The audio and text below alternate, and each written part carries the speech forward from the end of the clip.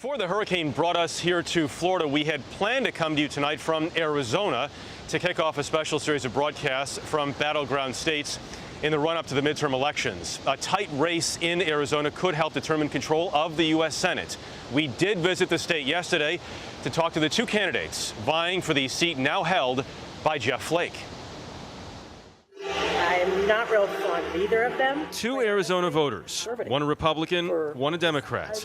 There's one thing they and many people we spoke to in Arizona agree on. The race to replace departing Senator Jeff Flake has gotten ugly. While we were in harm's way in uniform, Kyrsten Sinema was protesting us in a pink tutu. I'm disgusted by all of it. There was a time we were all ladies and gentlemen. Was there? Yeah. Okay. It is between Democrat Kyrsten Sinema, a three-term congresswoman who voted 62% of the time with the president's party rather than her own. Because every one of us understands how important this election is. And Republican Congresswoman Martha McSally, a former Air Force combat pilot and one-time Trump critic who has lately fully embraced the commander-in-chief. When you're flying airplanes, the airplane doesn't care if you're a girl or a boy. They just care if you fly well and you shoot straight. Never before have Arizonans sent a woman to the U.S. Senate. Our latest poll shows the candidates separated by just 3 points. That's within the margin of error.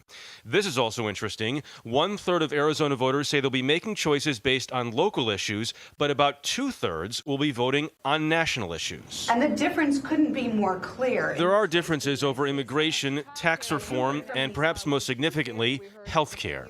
I went without health insurance for a time in my own childhood when my family was struggling with poverty, and so I understand how important it is. Who pays for the health care? Well, right now, Arizonans are paying, and they're paying too much. A key issue is coverage for the nearly 3 million Arizonans with pre-existing conditions. In Congress, Sinema voted to keep that coverage under Obamacare.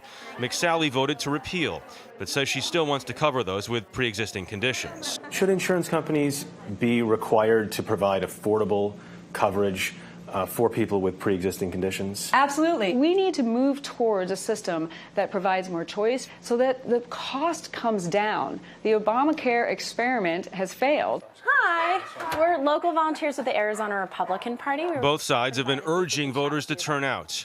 If Sinema succeeds, she'll be the first Democrat elected to the Senate here in 30 years.